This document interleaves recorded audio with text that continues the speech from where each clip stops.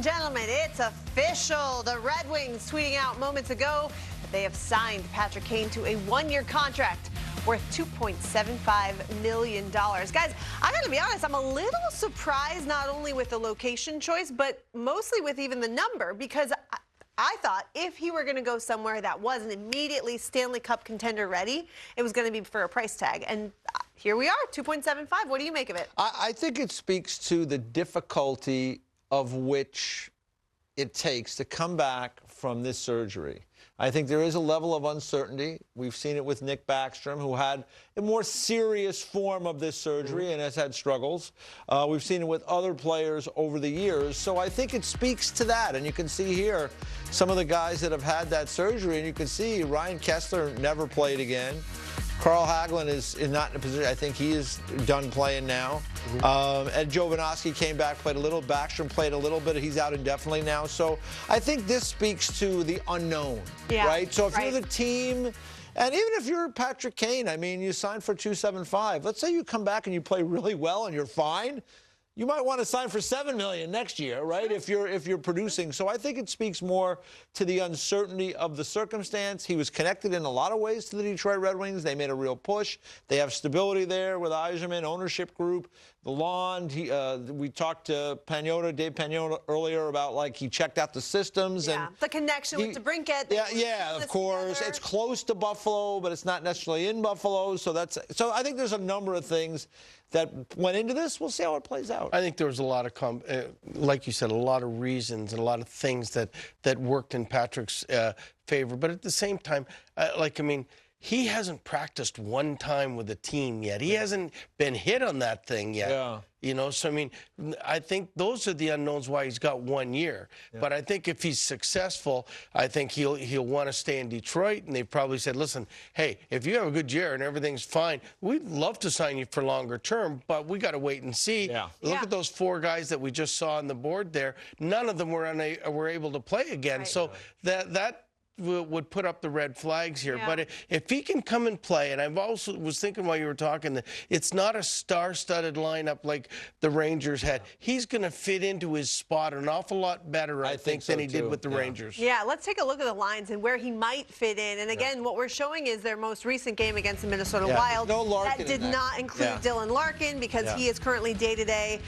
will not play tomorrow night against the Rangers, has already been deemed out of that one. And so when you put Larkin in above Comfer there, it kind of settles things out a lot better for your group. But I think what it really does is, and to your point, Bruce, is this isn't a team that is loaded with all kinds of guys who are top 6 guys. And, you know, in fact, Comfer's sitting there, he's like the second center now. He's had a really good year for them. He's got a good speed, but on a really good team, maybe Comfer's a third center. You know, I mean, so there's room, I think. But Kane's a winger. Would he go to that second line probably, or do you think I think he's going to DeBrincat. If we put that up again, can we put that thing up? Put that thing up. I think Larkin goes up front with DeBrincat and Kane.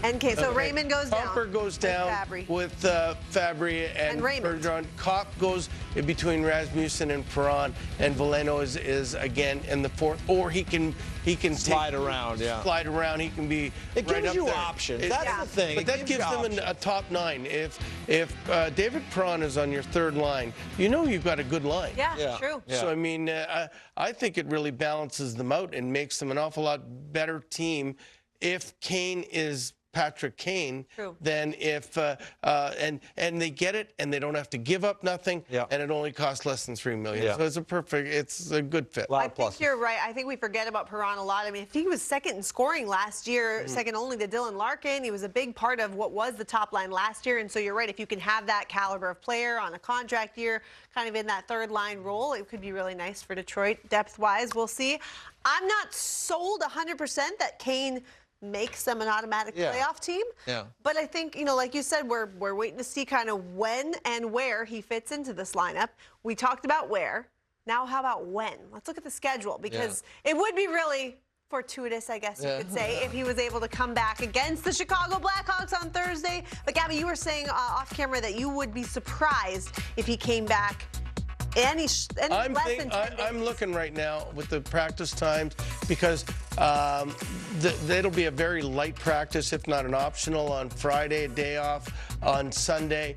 I'm looking at if he's playing the San Jose Sharks. I'm right with you. That was the team that I would put him on. I'm right with you. I was circling that in my head. It's a home game. What about at Buffalo, his hometown? I don't want that distraction. I don't want anything to do with that if I'm the Detroit Red Wings. And, I mean, I want to have him have some practice time, get him up to speed. I think at earliest for me, and just for me, is that game against the San Jose Sharks. But if he's not ready by then, I'm willing to wait. They're in a playoff spot right now. Sure. You know, yeah, you want to win in games. You want to get him back. But you got to do what's right for the player.